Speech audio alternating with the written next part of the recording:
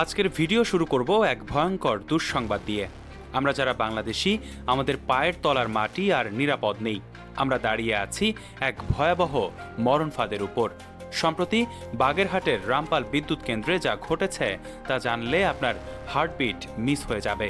শুধু কল্পনা করুন, 4 স্তরের নিশ্ছিদ্র নিরাপত্তা বলয়, সেনাবাহিনী, পুলিশ, আনসারের চোখ রাঙানি সবকিছুকে বুড়ো আঙ্গুল দেখিয়ে 9 জন উচ্চপদস্থ ভারতীয় কর্মকর্তা সীমান্ত পার হয়ে পালিয়ে গেলেন। কোনো প্রোটোকল নেই, কোনো অনুমতি নেই। একেবারে যেন কোনো সিনেমার সিক্রেট এজেন্টদের এক্সফিল্ট্রেশন মিশন। প্রশ্ন হলো, তারা কি কেবল কর্মকর্তা ছিলেন, নাকি ছিলেন ছদ্মবেশী র এজেন্ট? তারা যাওয়ার আগে রামপাল বিদ্যুৎ কেন্দ্রের ভেতরে কি কোনো ডিজিটাল টাইম বোম বা যান্ত্রিক মাইন্ড সেট করে দিয়ে গেছেন? না হলে কেন তাদের পালিয়ে যেতে হলো? ভয়াবহ বিস্ফোরণের সাক্ষী হবে কি আমাদের বিদ্যুৎ কেন্দ্র? প্রিয় দর্শক, যে যেখানে আছেন শক্ত হয়ে বসুন, কারণ আজ আমরা রামপাল রহস্যের প্রতিটি পরত উন্মোচন করব। এই ঘটনার বিস্তারিত জানা প্রয়োজন, কারণ এটি হতে পারে বাংলাদেশের ইতিহাসের সবচেয়ে বড় নাশকতার ব্লুপ্রিন্ট। গত 24 জানুয়ারি শনিবার ভোরে যখন বাগেরহাটের মৈত্রী সুপার থার্মাল পাওয়ার প্ল্যান্টের কর্মীরা ঘুম থেকে ওঠেন, তারা জানতেন না যে তাদের মাথার উপর থেকে ছাদ সরে গেছে। সকালে নাস্তার টেবিলে যাওয়ার পর তারা অস্বাভাবিক কিছু লক্ষ্য করেন, কারণ সেদিন দেখা মেলেনি জিএম সিউজ প্রতিম ভর্মন কিংবা বিশ্বজিৎ মণ্ডলের মতো 9 জন ভারতীয় হেভিওয়েট কর্মকর্তার। কর্তৃপক্ষ যখন খোঁজ নিতে শুরু করল, ততক্ষণে তারা ভোমরা সীমান্ত পার হয়ে ভারতের মাটিতে। প্রকল্প পরিচালক রামানাথ পূজারী একে নিরাপত্তাহীনতা বলে চালিয়ে দেওয়ার চেষ্টা করছেন। বলছেন নিরাপত্তার ভয়ে ওই ভারতীয়রা দেশ ছেড়েছেন। কিন্তু সচেতন নাগরিকেরা প্রশ্ন তুলছেন, বাংলাদেশের সাধারণ মানুষের ট্যাক্সের টাকায় যাদের রাজকীয় নিরাপত্তা দেওয়া হয়, তারা কিসের ভয়ে পালালেন? নাকি তারা জানতেন যে এমন কিছু ঘটতে যাচ্ছে যার দায় তারা নিতে চান না? বিশেষজ্ঞরা বলছেন এটি কোনো সাধারণ পলায়ন নয়, বরং সম্ভাবনা আছে তারা বড় ধরনের কোনো অপারেশন শেষ করে নিরাপদ আশ্রয়ে ফিরে গেছেন। প্রথম থেকেই রামপাল নিয়ে অনেক ধরনের সমালোচনা ছিল। জনগণের মনে প্রশ্ন ছিল, এই বিদ্যুৎ কেন্দ্র কি কেবল প্রজেক্ট নাকি ষড়যন্ত্র? একে অনেকে দেশ বিরোধী চুক্তির ফসল বলে মনে করেন। বিশেষজ্ঞরা শুরু থেকেই বলে আসছেন, এই প্রজেক্টটি বানানো হয়েছিল ভারতের সাথে এমন এক অসম চুক্তির মাধ্যমে যা পুরোপুরি বাংলাদেশের স্বার্থ বিরোধী।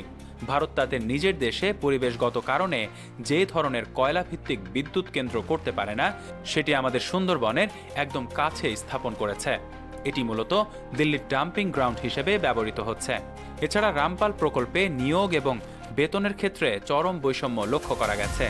তথ্য অনুযায়ী একজন বাংলাদেশি ইঞ্জিনিয়ার যেখানে 1 লাখ টাকা বেতন পান, সেখানে সমমানের একজন ভারতীয় ইঞ্জিনিয়ার পান প্রায় 2.5 লাখ টাকা।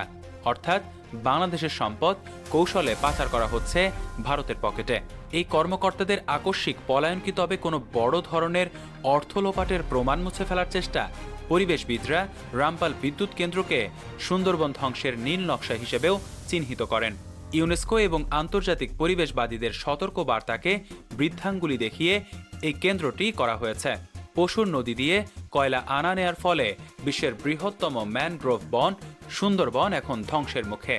এটি স্রেফ বিদ্যুৎ কেন্দ্র নয়, বরং বাংলাদেশের প্রাকৃতিক ঢালকে স্থায়ীভাবে ভেঙে দেওয়ার একটি সুদূর প্রসারী ষড়যন্ত্র। তার ওপর এই বিদ্যুৎ কেন্দ্রের ফলে বাংলাদেশ নিজেদের কারিগরি সার্বভৌমত্ব হারিয়ে ফেলেছে। এই কেন্দ্রের মূল কন্ট্রোল ইউনিট এবং সফটওয়্যার পুরোটাই ভারতীয় প্রযুক্তির উপর নির্ভরশীল। এর মানে হলো আমাদের জ্বালানি নিরাপত্তার চাবি এখন দিল্লির হাতে। কর্মকর্তারা পালানোর আগে সিস্টেমে এমন কোনো ত্রুটি বা লজিক বোম্ব রেখে গেছেন কিনা যা বাংলাদেশের জাতীয় গ্রিডকে যে কোনো সময় অচল করে দিতে পারে, তা নিয়ে জনমনে তীব্র আতঙ্ক সৃষ্টি হয়েছে। এত সব খবরের ভিড়ে সবচেয়ে ভয়ঙ্কর তথ্যটি হলো কারিগরি নকশার আশঙ্কা। রামপাল বিদ্যুৎ কেন্দ্রের কন্ট্রোল সিস্টেম এবং গুরুত্বপূর্ণ টারবাইনগুলো ভারতীয় প্রযুক্তিতে তৈরি। প্রতিরক্ষা বিশেষজ্ঞদের ধারণা, এই কর্মকর্তারা যাওয়ার আগে সিস্টেমের ভেতরে এমন কোনো ব্যাকডোর বা ম্যালওয়্যার ঢুকিয়ে দিয়ে গেছেন যার রিমোট কন্ট্রোল এখন দিল্লির হাতে। তারা কি এমন কোনো মেকানিজম সেট করেছেন যা নির্দিষ্ট সময়ে পুরো গ্রিডকে ধ্বংস করে দেবে? এই প্রশ্নের উত্তর হন্যে হয়ে খুঁজছেন বাংলাদেশি বিশেষজ্ঞরা।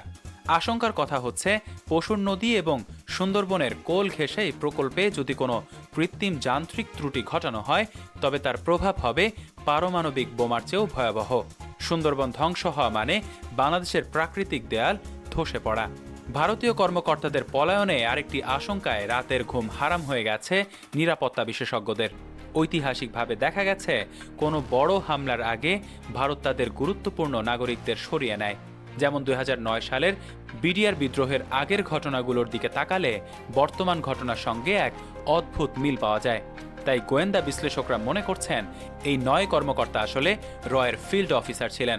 বাংলাদেশে চলমান রাজনৈতিক ও সামাজিক অস্থিরতাকে পুঁজি করে তারা কোনো ফলস ফ্ল্যাগ অপারেশন বা নাশকতার ছক সাজিয়েছিলেন। এবার তাদের পলায়ন মানে হলো মাঠ পর্যায়ে তাদের কাজ শেষ, এখন কেবল বিস্ফোরণের অপেক্ষা। কিন্তু প্রশ্ন হলো, ভারত কেন বাংলাদেশে অস্থিরতা চায়? উত্তরটা পরিষ্কার, পুতুল রাষ্ট্র গঠন।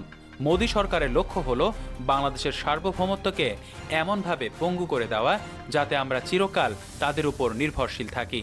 ফারাক্কা দিয়ে তারা আমাদের পানির গলা টিপে ধরে, আবার তিস্তা দিয়ে আমাদের মরুভূমি বানায়। এখন রামপালের মতো মেগা প্রজেক্টগুলোকে ব্যবহার করে তারা আমাদের জ্বালানি নিরাপত্তা কবজা করতে চাইছে। এই কর্মকর্তারা কি তবে কোনো সামরিক অভিযানের গোয়েন্দা তথ্য সংগ্রহের কাজ শেষ করে ফিরলেন? সীমান্ত এলাকায় বিএসএফ এর অতিরিক্ত তৎপরতা কি যুদ্ধের কোনো আগাম প্রস্তুতি? রামপাল বিদ্যুৎ কেন্দ্রের পুরো স্নায়ু কেন্দ্র বা কন্ট্রোল সিস্টেম এখন এক অদৃশ্য সুতোর টানে বন্দী।